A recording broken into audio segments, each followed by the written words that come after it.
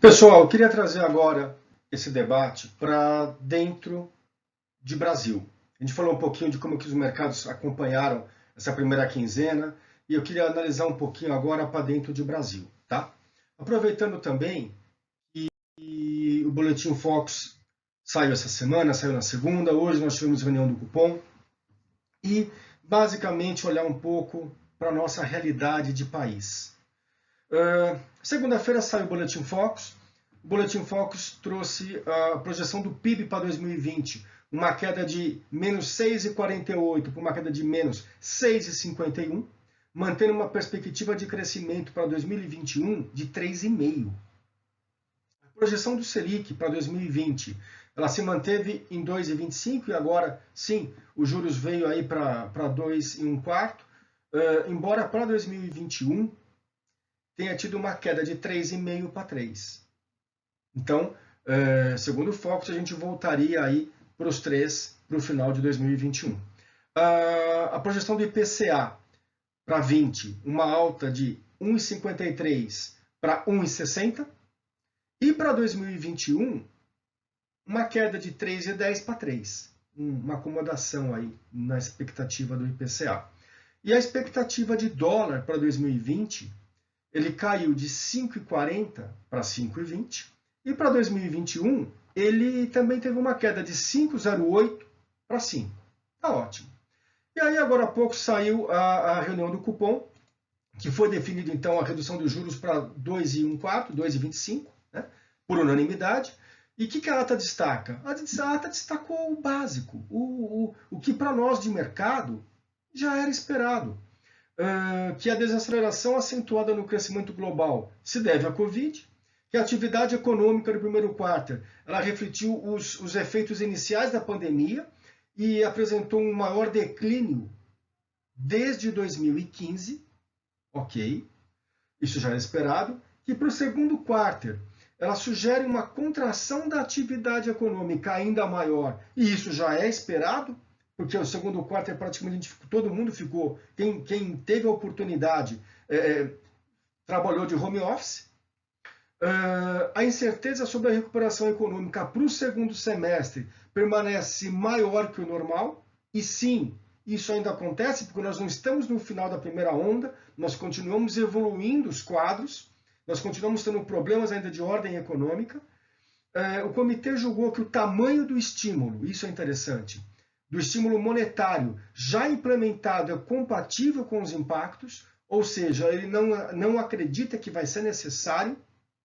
Ele acha que está tudo bem, é um volume alto, são pacotes distintos, BNDES, Caixa Econômica, Banco do Brasil, os bancos, o Banco Central, são pacotes em várias frentes, é um pacote grande, não é um pacote desprezível, só que na visão dele, ele acha que é o suficiente. Isso é um detalhe que a gente tem que acompanhar.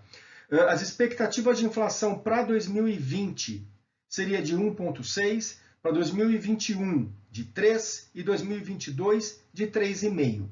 Vale lembrar que a meta de inflação do Banco Central para este ano de 4%, para o ano que vem é de 3,75, a meta. E para 2022, 3,5.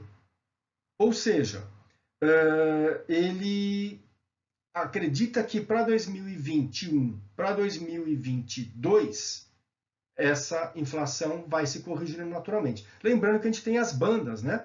Eu tenho a meta, por exemplo, a meta desse ano é 4, eu tenho a banda de mais ou menos 1,5%, podendo chegar, então, a mais 1,5% além dos 4, ou abaixo de 1,5%, abaixo dos 4, tá? E aí o que é interessante notar?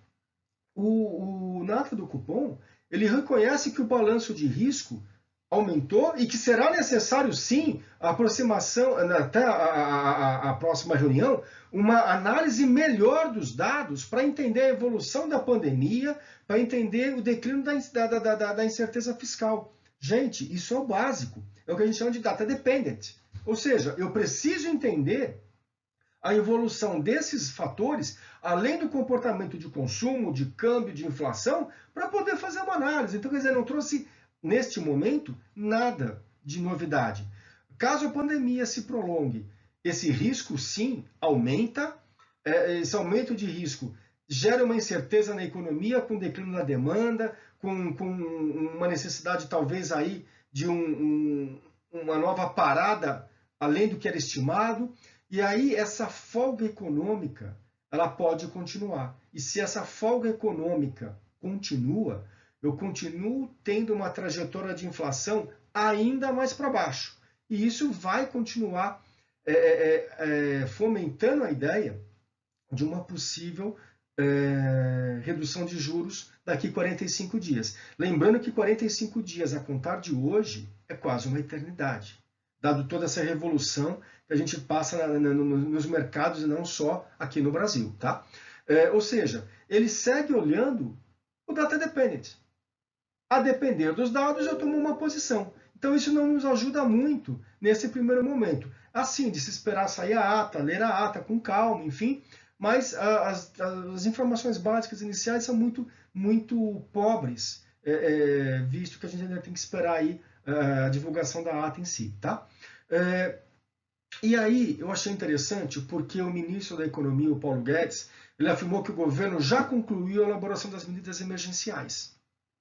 E aí, ele, a partir de agora, vai se voltar a olhar a agenda de reforma, os processos de privatização nos próximos 60, 90 dias, e como se tudo que tivesse que ter sido feito, foi. Eu tenho amizade com muitos advogados, e às vezes eu pego amigos ou advogados, pessoas próximas a mim fazendo casos de separação, onde eles dizem que na separação se discutiu mais a pensão, e aí a pensão é o que para algumas famílias é o que mais importa, para outras a pensão é o que menos interessa. O que interessa é a presença do pai, né? Ou da mãe, no caso, depende. E aí onde que eu quero chegar? Há casais em que no momento da separação, desde que eu esteja pagando a pensão, para não ser preso, eu fiz a minha parte. O problema é que a pensão, para a criança, não faz diferença, porque ela não entende. Mas a razão moral faz uma grande diferença na formação dessa criança. Tentando traduzir esse paralelo, não é o ato de eu ajudar por 3 meses. E eu já falei isso em outras lives, que é como eu ter um bombardeio e eu correr com a população para dentro do bombardeio, fechar a tampa e ficar ali protegido. O problema não é estar protegido. O problema é sobreviver quando você abre essa tampa desse abrigo pós-bombardeio. É você descobrir que tudo ao seu redor, em parte, está destruído. E aí entra o poder do gasto de governo para auxiliar processos de reconstrução. Porque se tem muito a ideia, e aí eu vou discutir isso um pouco mais com vocês no próximo slide, de que eu fiz a minha parte. Não.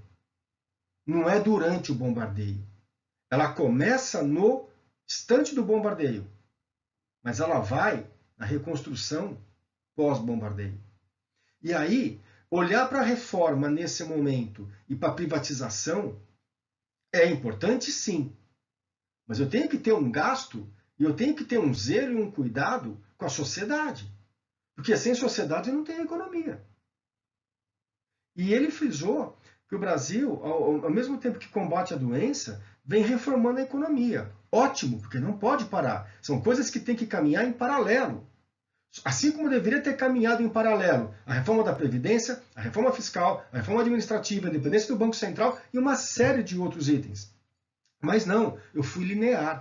Depois que eu fizer a Previdência, eu faço a fiscal, eu faço a administrativa. Não deu tempo. Tem uma eleição do segundo semestre batendo na minha porta.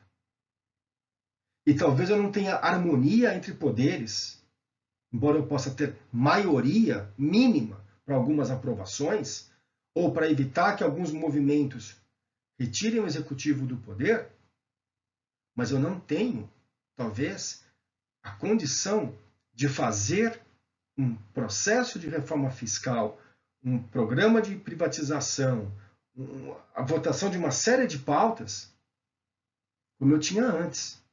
E eu tenho um problema muito maior acontecendo agora. E não é uma questão de partido, de que partido eu sou, porque eu não tenho partido. Se tivesse, então não trabalharia na iniciativa privada. Trabalharia naquilo que eu acredito. Porém, a economia é feita de pessoas. E se eu não olhar para socorrer as pessoas agora, eu não tenho como socorrer a economia depois. O custo de socorrer essa economia é muito mais caro. Então, hoje eu tenho o reforço de um compromisso de se manter uma agenda de reforma, uma austeridade política fiscal. Eu estou vivendo a simbologia de 6 meses atrás, como se eu não tivesse uma pandemia que paralisou, não o Brasil, paralisou o mundo. Obrigou o mundo a voltar a práticas de política de estímulo monetário de 12 anos atrás. Em 4 meses, no Brasil, eu atingi a marca de mortos que os Estados Unidos perdeu no Vietnã. Se a Covid acabasse hoje, a curva fechasse hoje, eu teria um Vietnã de mortos. Então a crise não acabou. Ou melhor, ela acabou de começar.